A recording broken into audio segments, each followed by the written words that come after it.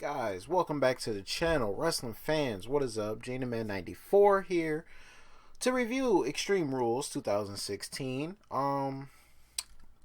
Before I get into the review, let me talk about how I felt overall about the pay-per-view.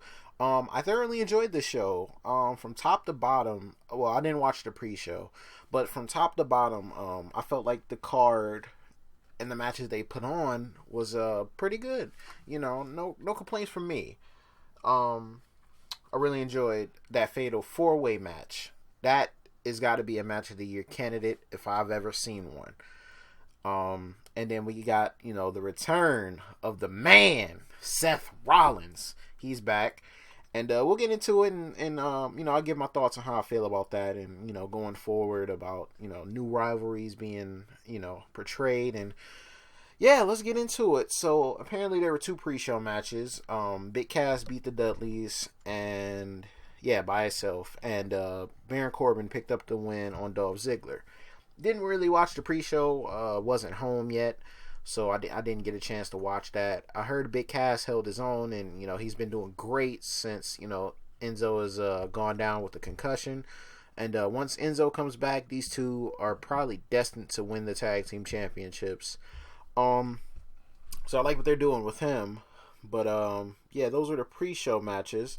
The pay-per-view itself started off with the Usos versus Carl Anderson and Luke Gallows in the Tornado Tag Team match.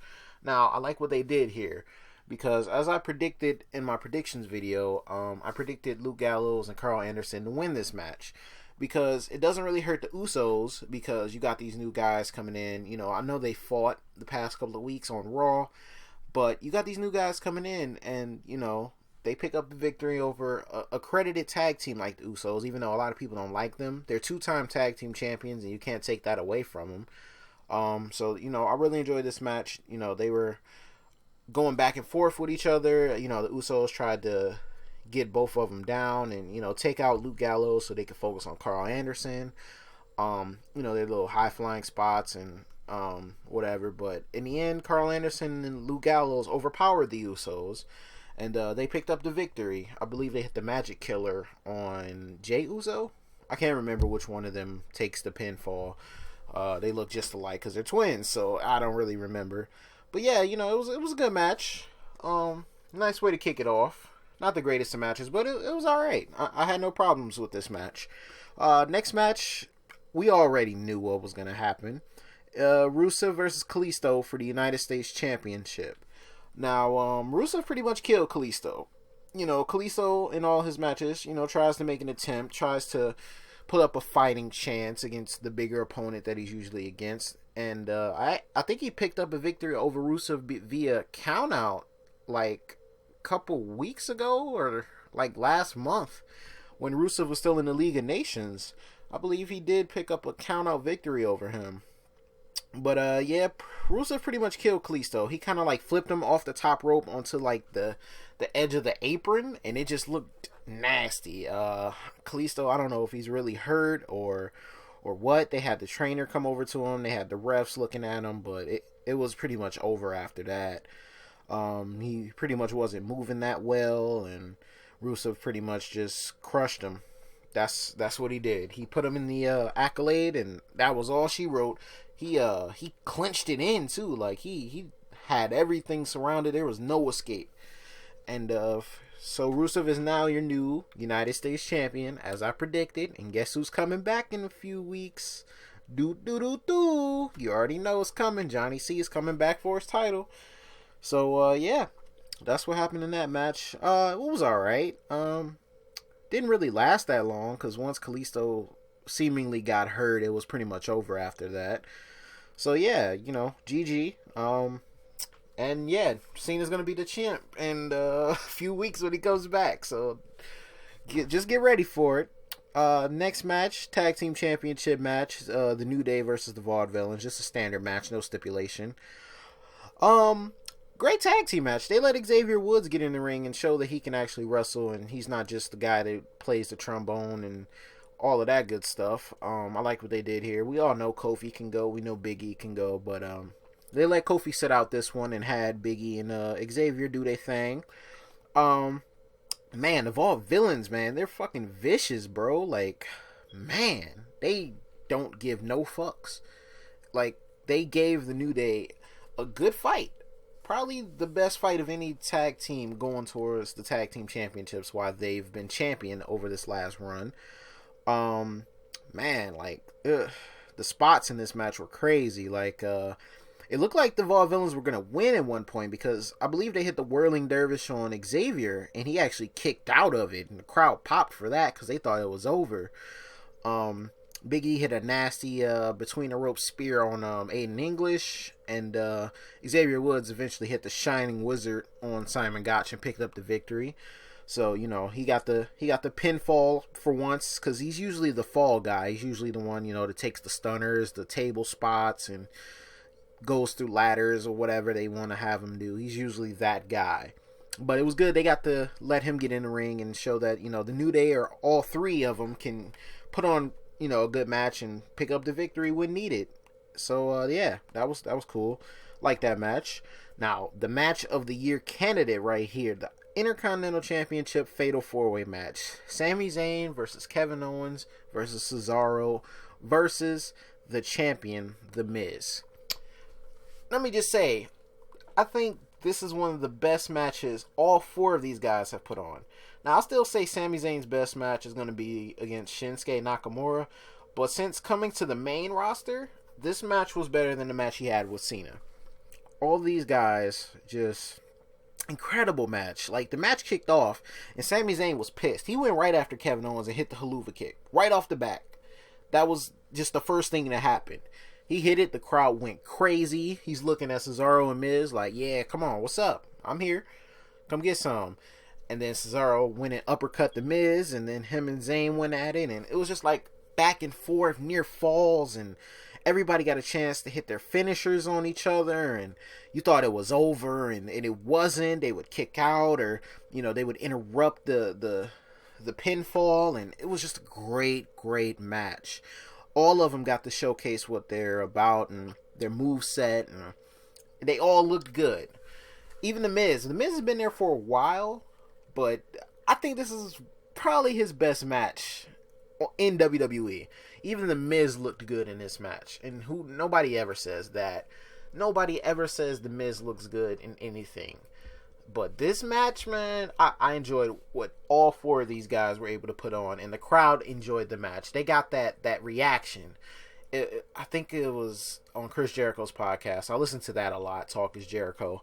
He was talking to Sami Zayn about that. You know, sometimes, you know, when you're in a great match and the crowd is really invested into the match and they're really interested in what's going on, you'll be like, you know, down on the mat or whatever, and then you just listen, and then the crowd will get up, give them a standing ovation, just let them know they appreciate the match and they're enjoying what's being put on in front of them. And everybody strives for that type of reaction, and they got it, man. They deserved it too. Definitely match of the year candidate. Definitely match of the night for me. And there were a bunch of great matches tonight, but man, let's talk about the finish though, because, you know, it was going all sorts of ways. Like, Cesaro hit the neutralizer on somebody and almost got the pinfall. I don't really remember everything. I believe it was Sami Zayn eventually hit the haluva kick on Cesaro, and, you know, him and Kevin Owens started getting into it and bickering, and he disrupted the pin count. And, you know, Sami Zayn got out the ring and he went after Owens, and they're fighting outside the ring. Meanwhile, the sneaky champion, The Miz, covers Cesaro, who's out, because, you know, by the time of this point in the match, he's done, man. He's got too many finishers hit on him. He's done everything. He's out of stamina. It's over for him. So while Sami Zayn and Kevin Owens are fighting on the outside, The Miz gets the 3 count and retains his championship. And that's great. It gives them heel heat, but everybody got to showcase their skills, and everybody got to look good.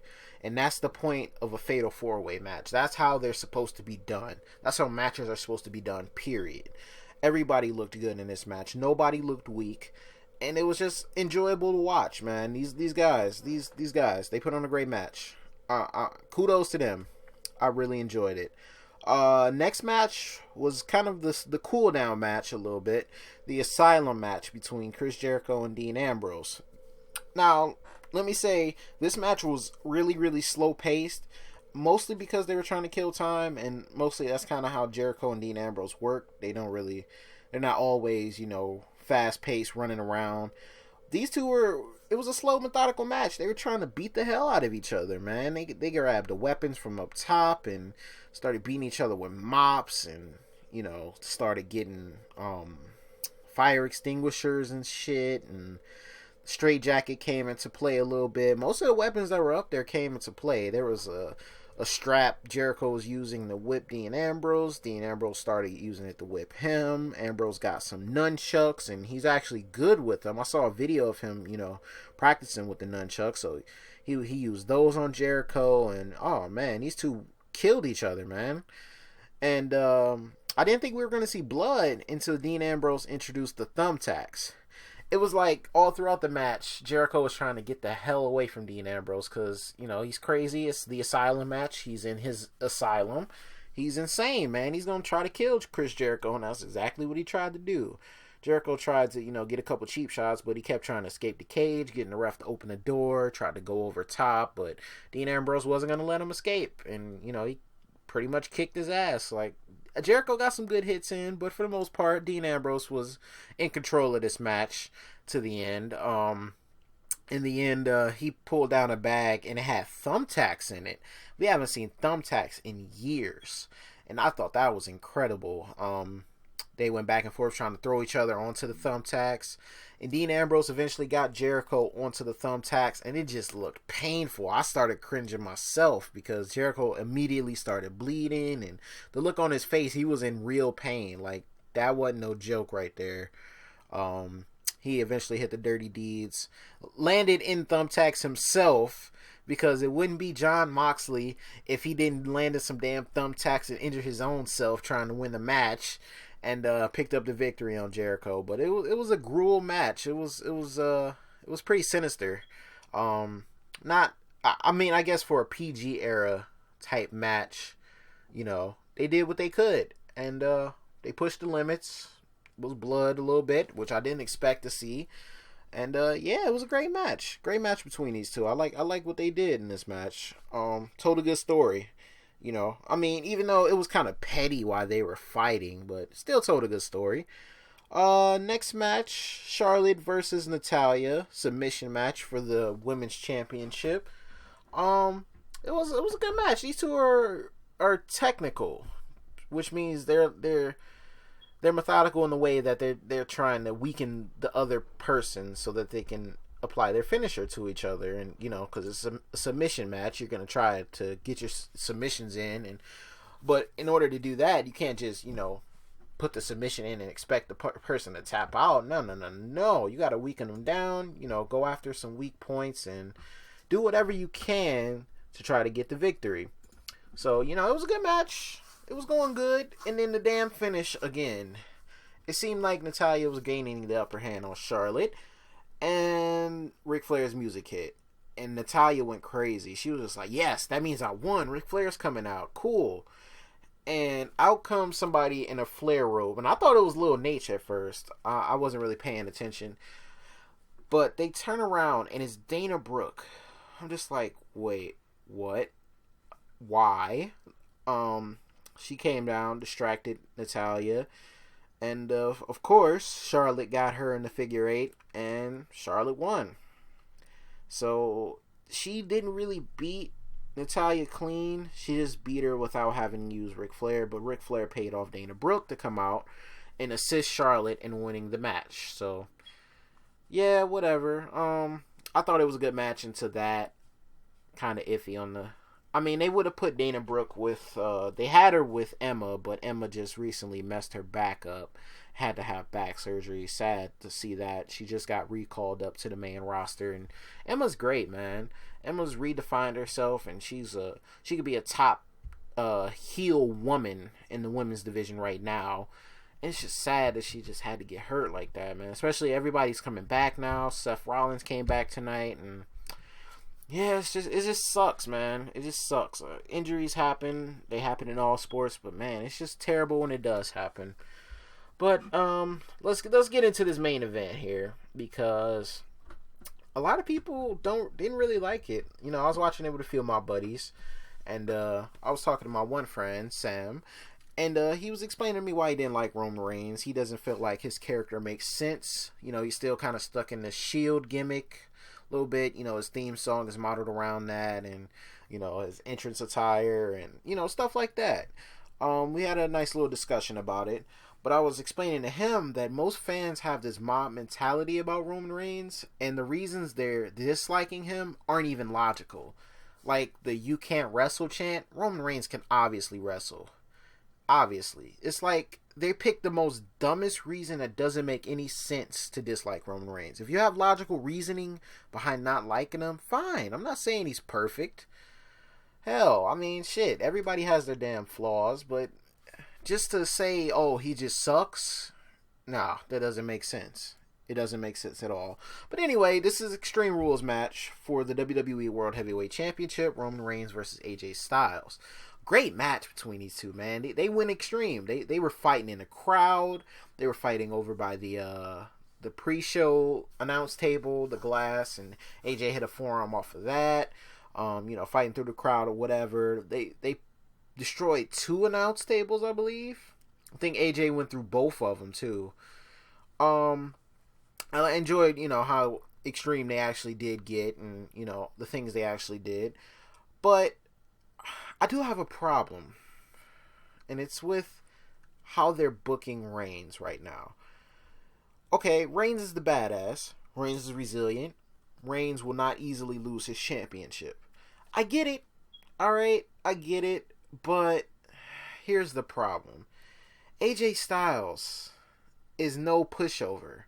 He's no person they just snatched up off the streets because he was a free agent. This man is a renowned champion from all over the world. All over. He's won championships everywhere he's gone. Now, I know we're not going to take the title off of Reigns right now, which is the reason I didn't really like this Extreme Rules match happening, because I already knew Roman Reigns' resiliency, his will and determination was going to make AJ Styles look weak. What do I mean by that? AJ Styles put on a great match, great showing. The things he did in this match, you know, to try to defeat Roman Reigns were good.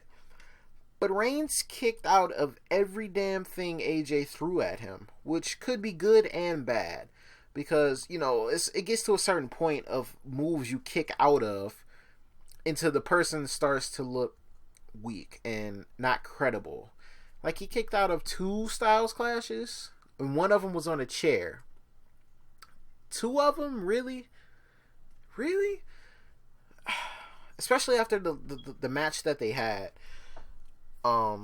You know, he went for a spear after he put him through the announce table the second time, and he missed. Went through the little barricade that surrounds like the timekeeper and the announcers and whatever.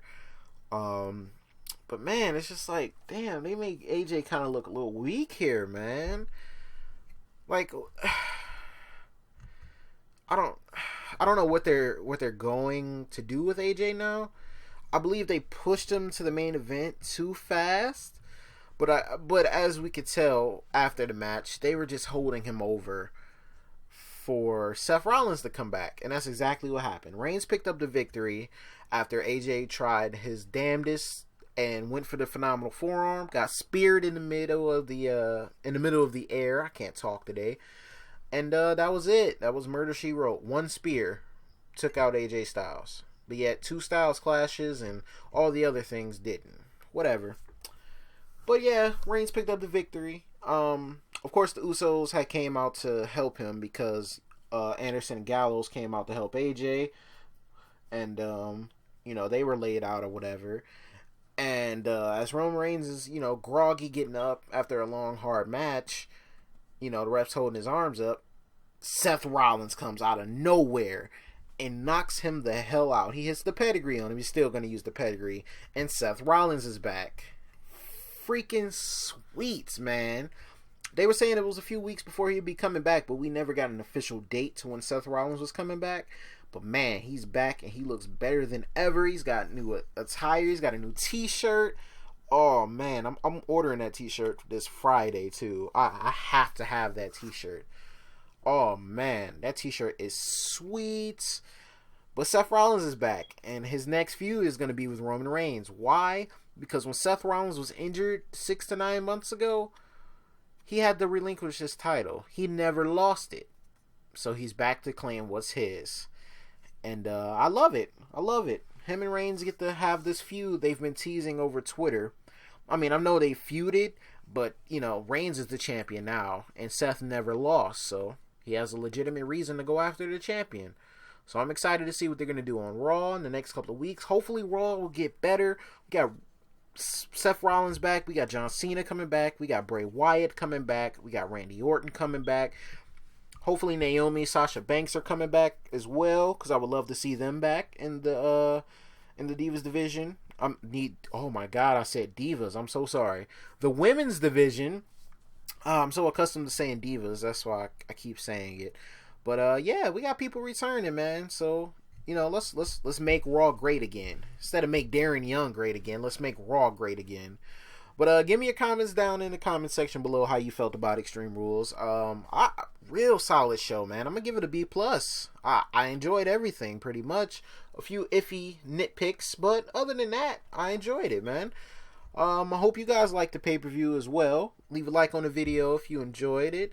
I'll be back talking to you guys tomorrow, Monday Night Raw. And I'll see you guys then, man. Thank you guys for watching. Peace.